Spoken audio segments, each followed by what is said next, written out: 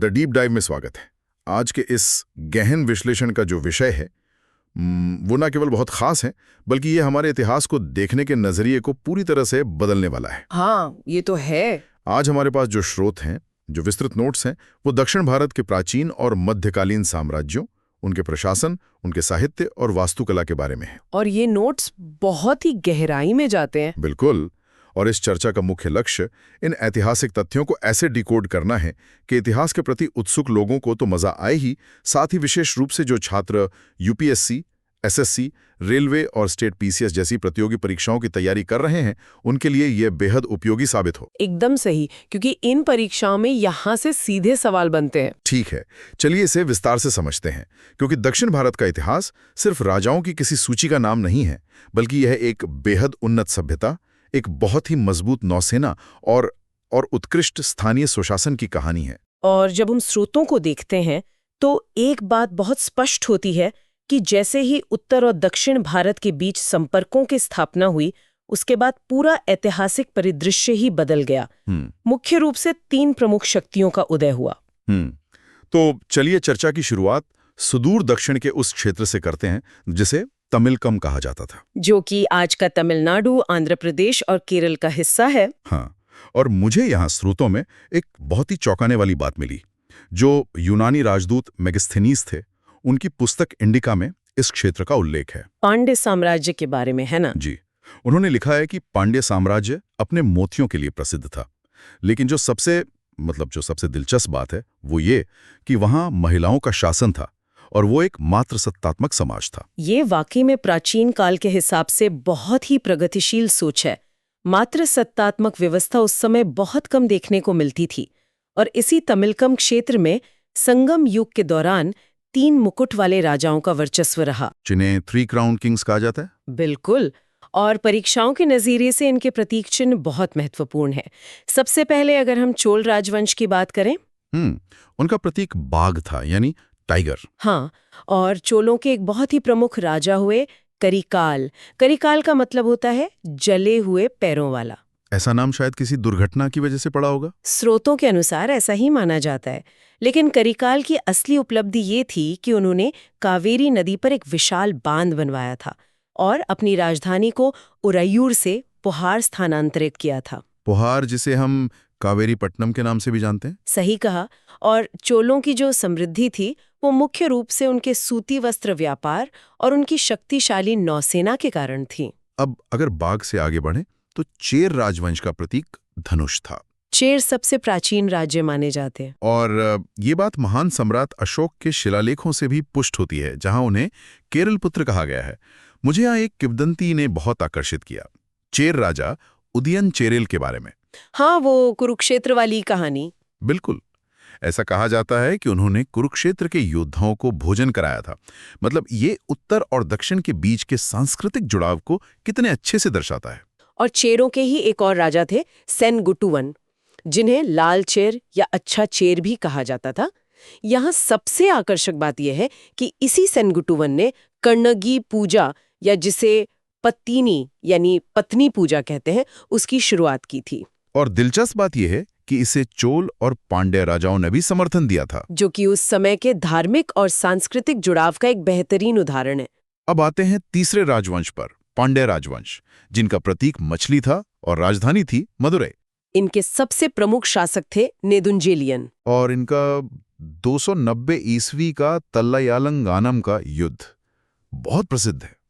मतलब सोचे, एक तरफ नेदुंजेलियन और दूसरी तरफ चोल, चेर और 5 अन्य सामंतों का पूरा गठबंधन, और नेदुंजेलियन ने उन सबको हरा दिया। ये उनके सैन्य कौशल को तो दिखाता ही है, साथ ही उस समय के सत्ता संघर्ष को भी दर्शाता है। लेकिन ये राजा सिर्फ युद्ध नहीं करते थे, कला और साहित्य को भी बहुत बढ़ावा देते थे। और यहीं से संगम परिषदों का जिक्र आता है। संगम यानी कवियों और विद्वानों का एक महान सम्मेलन, जो पांड्य राजाओं के संरक्षण में हुए थे। कुल 3 संगम आयोजित हुए थे। हाँ, पहला संगम मदुरै में हुआ था, जिसके अध्यक्ष ऋषि अगस्त्य थे। हालांकि उसका कोई साहित्य आज बचा नहीं है। दूसरा संगम कपाटपुरम में हुआ, तोल्कापियर की अध्यक्षता में, और इसका एकमात्र बचा हुआ ग्रंथ तोल्कापियम है, जो कि बहुत ही महत्वपूर्ण है क्योंकि ये व्याकरण और अलंकार शास्त्र पर आधारित सबसे पुराना ग्रंथ है। और परीक्षाओं में ये अक्सर पूछा जाता है। फिर तीसरा संगम उत्तरी मदुरई में नक्कीरड़ की अध्यक्षता में हुआ, और आज जो भी तमिल साहित्य उपलब्ध है वो ज्यादातर इसी संगम का हिस्सा है। इसी वजह से इसे तमिल साहित्य का स्वर्णकाल कहा जाता है। यहाँ चीजें वाकई बहुत दिलचस्प हो जाती हैं, खासकर जब हम इन महाकाव्यों की कहानियों को देखते हैं, जैसे तिरुवल्लुवर द्वारा रचित तिरुकुरल, जो दार्शनिक विचारों पर आधारित है, और शिल्पाधिकारम, जो इलांगो अडिगल ने लिखा था। इसकी कहानी तो किसी फिल्म जैसी है। कोवलन, कर्णकी और माधवी की प्रेम कहानी। एक अमीर व्यापारी जो एक नर्तकी के लिए सब कुछ गवा देता है और फिर अपनी पत्नी के पास लौटता है। और फिर मदुरई में राजा की गलती से उसे फांसी दे दी जाती है, जिसके बाद कर्णगी के श्राप से पूरा मदुरै शहर जल जाता है। और इसी कर्णगी की पूजा बाद में चेर राजाओं ने शुरू की थी। और इसी कहानी का एक दूसरा भाग भी है, मणिमेखलय, जिसे सीतले सातनार ने लिखा था, जो कोवलन और माधवी की बेटी की कहानी है। इन साहित्यों से हमें सिर्फ कहानियां नहीं मिलती, बल्कि उस समय के सामाजिक वर्गों का भी पता चलता है। जैसे वेल्लालार, जो कि धनी किसान थे, उन्हें सैन्य और नागरिक पदों पर नियुक्त किया जाता था। और ब्राह्मण दार्शनिकों को कवियों के रूप में राजाओं का संरक्षण प्राप्त था। ये दिखाता है कि समाज में बुद्धिजीवियों और जमींदारों दोनों का बहुत प्रभाव था। अब थोड़ा आगे बढ़ते हैं, पल्लव और राष्ट्रकूट राजवंशों की तरफ।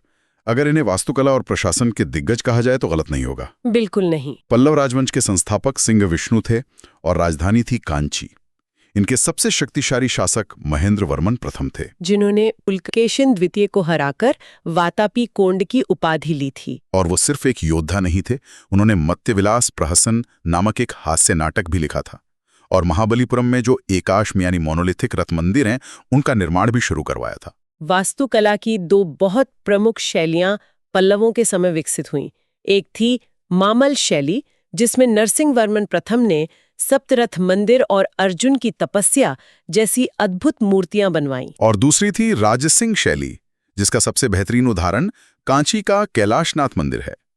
अगर हम राष्ट्रकूट राजवंश की बात करें तो इसके संस्थापक दंतीदुर्ग थे और राजधानी थी मान्यखेत। इनके राजा अमोघ वर्ष, जो जैन धर्म के अनुयायी थे, उन्होंने कन्नड़ भाषा में कविराज मार्ग की रचना की थी। प्रशासन के मामले में राष्ट्रकूट बहुत व्यवस्थित थे।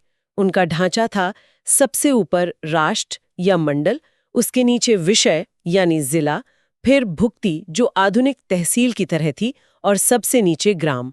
ये पदानुक्रम परीक्षा की दृष्टि से याद रखना बहुत जरूरी है। अगर हम इसे व्यापक दृष्टिकोण से जोड़कर देखें तो राष्ट्रकूटों के समय धार्मिक सहिष्णुता का एक अनूठा स्वरूप था। उनके आधिकारिक सिक्कों पर गरुड़ और शिव दोनों के प्रतीकों का एक साथ उपयोग होता था, जो कि सर्वधर्म संभाव की बहुत बड़ी मिसाल है।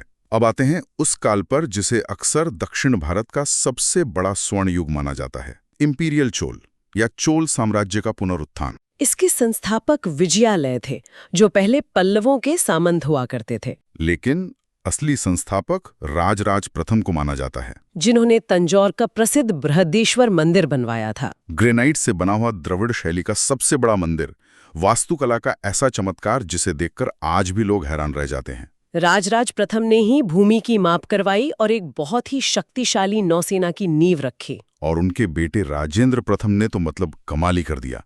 उन्हें दक्षिण का नेपोलियन कहा जाता है। गंगा घाटी के अपने सफल अभियान के बाद उन्होंने गंगईकोंड चोल की उपाधि ली थी। और उन्होंने सिंघल यानी श्रीलंका के राजा महेंद्र पंचम को बंदी भी बना लिया था। उनकी सबसे बड़ी कूटनीतिक जीत उनके नौसैनिक अभियान थे, जो दक्षिण पूर्व एशिया जैसे कडारम, श्रीविजय और अंडमान निकोबार तक फैले हुए थे। चोल साम्राज्य की ये नौसेना इतनी मजबूत थी कि उन्होंने महासागरों के व्यापारिक मार्गों पर अपना दबदबा बना लिया था।